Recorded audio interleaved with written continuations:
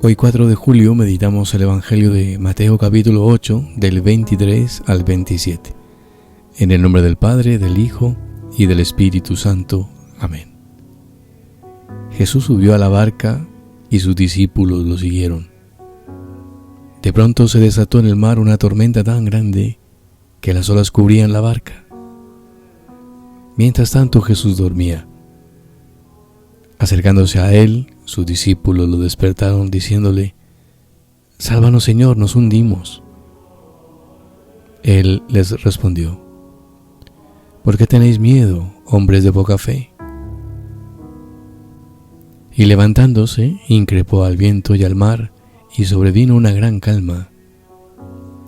Los hombres se decían entonces llenos de admiración: «¿Quién es este que hasta el viento y el mar le obedecen?». Palabra del Señor. Gloria a ti, Señor Jesús. Vamos a situarnos un poquito en el contexto anterior, donde Jesús acaba de llamar a sus discípulos para que le sigan. Jesús les ha advertido de las dificultades que toda vocación tiene, y se trata de seguir a Jesús en pura fragilidad. El Hijo del Hombre no tiene dónde reclinar su cabeza. ¿Qué hacer cuando llega la prueba? Cuando arrecia la tempestad, cuando parece que todo se hunde. Y una salida de todo esto es el miedo. Es lo que tienen los discípulos. Y este miedo frena, paraliza toda acción. ¿Dónde va Jesús con unos discípulos llenos de miedo? Angela Merkel dice una frase muy bonita, muy apropiada del tema del día de hoy, y es que el miedo nunca fue un buen asesor. Culturas que están marcadas por el miedo no van a ganar el futuro. Y hoy Jesús nos dice cómo perder el miedo. En medio de la tormenta hay que embarcarse con Él. Hay que fiarse plenamente de Jesús, a quien los vientos y el mar le obedecen. Saber que esta barca frágil, que es juguete de las olas, es el mejor símbolo de la fragilidad humana. Que ante tantas situaciones, acabamos de pasar una pandemia, que ante tantas situaciones, problemas, situaciones, lo que fuera, circunstancias, la guerra, no sé, tantas situaciones que puedan estar sucediendo, la humanidad entera tiembla como las hojas de los árboles. Qué lección de humildad, qué poca cosa somos. Y Dios no nos abandona, siempre nos echa una mano.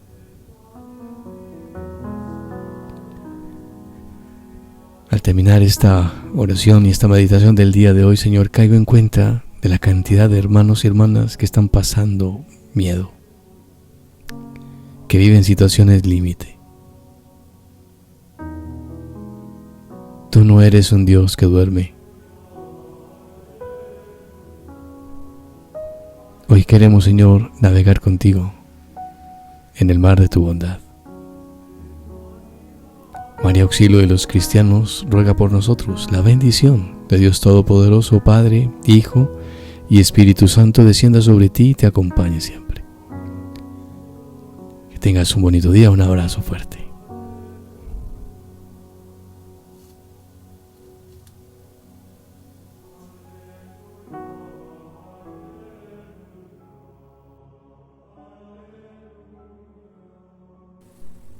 Mateo 8:24.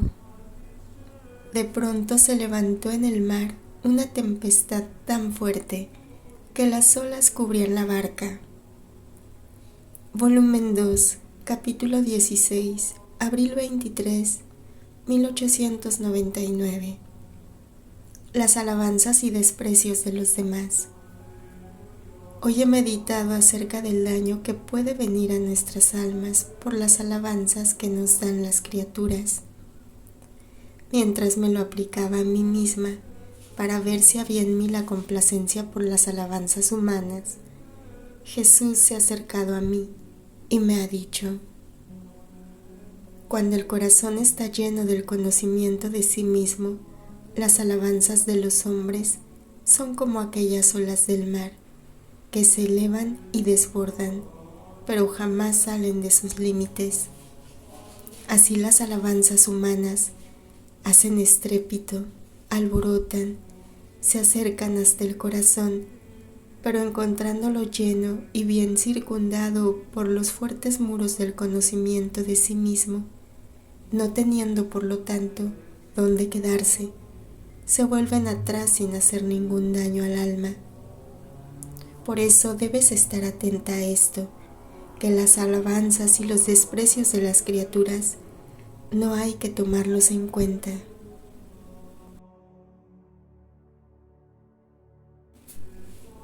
Volumen 3, enero 12, 1900. Diferencia entre el conocimiento de sí mismo y la humildad. ¿Quién puede decir cuántas cosas comprendía sobre esta virtud y la diferencia entre el conocerse a sí mismo y la humildad? Me parecía tocar con la mano la diferencia entre estas dos virtudes, pero no tengo palabras para explicarme. Para decir alguna cosa me sirvo de una idea. Por ejemplo, un pobre dice que es pobre, y aun a personas que no lo conocen y que tal vez pueden creer que posee alguna cosa, él les manifiesta con franqueza su pobreza. Se puede decir que se conoce a sí mismo y dice la verdad, y por esto es más amado. Mueve a los demás a compasión de su miserable estado, y todos lo ayudan. Esto es el conocerse a sí mismo. Si después aquel pobre, avergonzándose de manifestar su pobreza, se jacta de que él es rico, mientras que todos saben que no tiene ni siquiera vestidos para cubrirse y que se muere de hambre, ¿qué sucedería? Todos lo desprecian, nadie lo ayuda y llega a ser sujeto de burla y de ridiculez a cualquiera que lo conoce. Y el miserable, yendo de mal en peor, termina con perecer. Tal es la soberbia ante Dios y aun ante los hombres, y he aquí que quien no se conoce a sí mismo ya está fuera de la verdad y se precipita por el camino de la falsedad. Ahora, la diferencia con la humildad, si bien me parece que son dos hermanas nacidas en un mismo parto y que jamás se puede ser humilde si no se conoce a sí mismo, es por ejemplo un rico que, despojándose por amor a las humillaciones de sus nobles vestiduras, se cubre con miserables harapos, vive desconocido, a nadie manifiesta quién es él, se confunde con los más pobres, vive con los pobres como si fuera igual que ellos, hace de los desprecios y confusiones sus delicias, y esta es la bella hermana del conocimiento de sí mismo. Esto es la humildad. Ah, sí, la humildad llama a la gracia. La humildad rompe las cadenas más fuertes, como son el pecado. La humildad supera cualquier muro de división entre el alma y Dios, y a Él la regresa. La humildad es la pequeña planta, pero siempre verde y florida. No sujeta a ser roída por los gusanos, ni los vientos, ni las granizadas, ni el calor podrán hacerle daño, ni marchitarla mínimamente. La humildad, si bien es la más pequeña planta, siempre saca ramas altísimas que penetran hasta el cielo y se entrelazan en torno al corazón de nuestro Señor.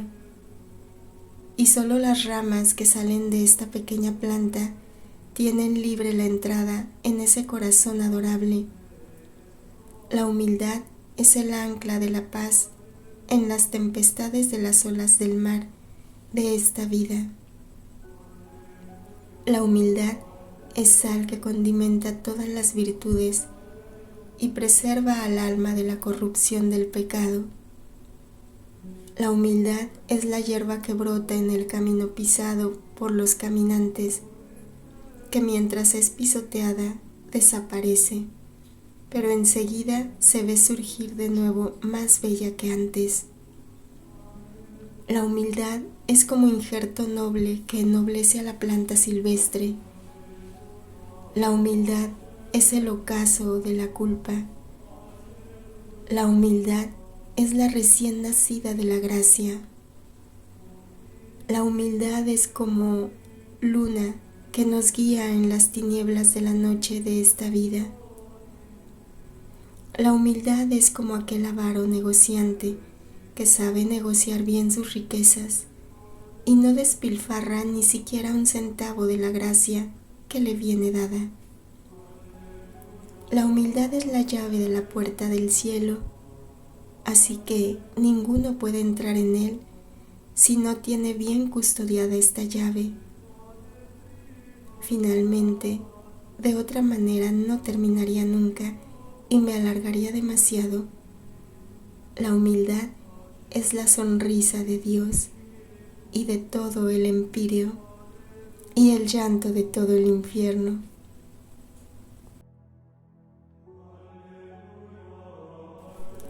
Mateo 8:25. Señor, sálvanos, que perecemos.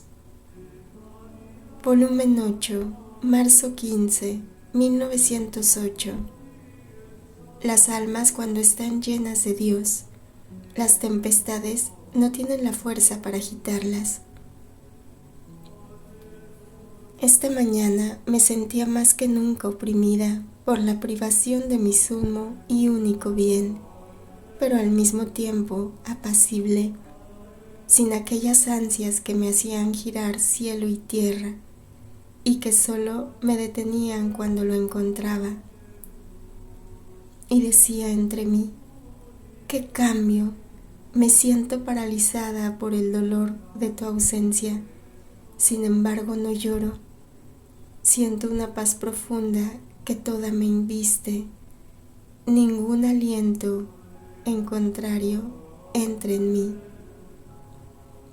En este momento, el bendito Jesús ha venido y me ha dicho, hija mía, no te quieras afligir. Debes saber que cuando hay una fuerte tempestad en el mar, donde las aguas son profundas, la tempestad no es más que superficialmente. La profundidad del mar está en la más perfecta calma.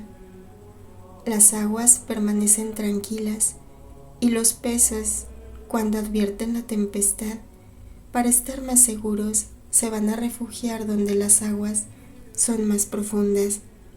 Así que toda la tempestad se descarga donde el mar contiene poquísima agua, porque como las aguas son pocas, la tempestad tiene la fuerza para agitarlas desde la superficie hasta el fondo y transportarlas a otros puntos del mar.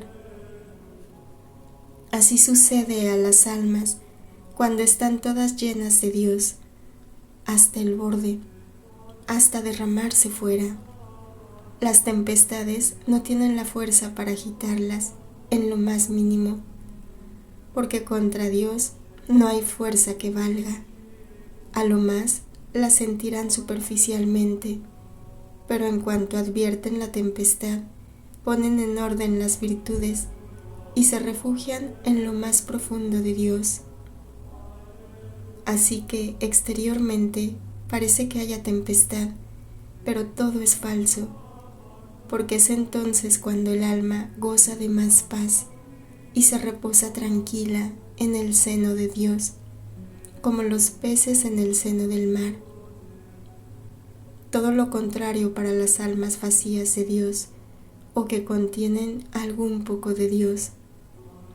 Las tempestades las agitan todas Así que si tienen algo de Dios, lo disminuyen. No se necesitan fuertes tempestades para agitarlas. Basta un ligero viento para hacer huir de ellas las virtudes. Es más, las mismas cosas santas que para las almas llenas de Dios forman su alimento excelente y toman de él hasta saciarse, para las otras se convierten en tempestades. Son sacudidas por todos los vientos, por todas partes. Jamás es bonanza para ellas, porque la razón lo exige, que donde no está Dios, la herencia de la paz está lejana de ellas.